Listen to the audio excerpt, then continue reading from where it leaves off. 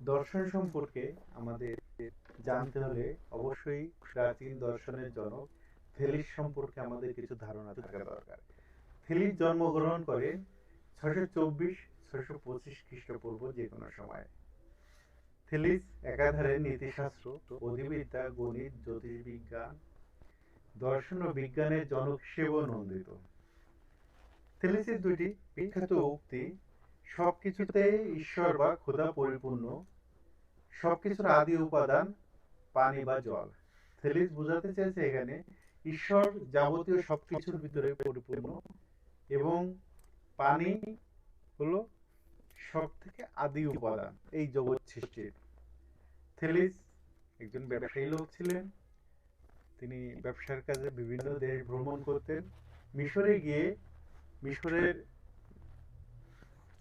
ধর্মযাজকদের কাছ থেকে যে জ্যামিতিক জ্ঞান অর্জন করে। একটা পর্যায়ে তার শিষ্য পৃথুগ্রাসও মিশরে গিয়ে জ্যামিতির উপরে জ্ঞান অর্জন করে। পরবর্তীতে পিথাগোরাসের উপপাদ্য আমরা পড়ি।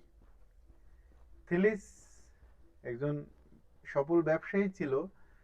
তৎকালীন সমাজে একটা কথা প্রচলিত ছিল যে ব্যবসা বাণিজ্য বা কাজকর্ম দার্শনিকরা করতে পারে না, যার কারণে থেলিস আবহাওয়া বিশ্লেষণ করে জলবায়ুর কল ভাড়া নিয়ে রাখে এবং থেলিস ওই বছর প্রাচীন গ্রিকে এত জলপাই হয় যে জলপাই ভাঙে অনেক টাকা রোজগার করে এবং থেলিস সবাইকে বোঝায় যে দার্শনিকরা শুধু চিন্তা ভাবনা কথাবার্তা বলে না, তারা ইচ্ছা করলে ব্যবসা বাণিজ্য করতে পারে।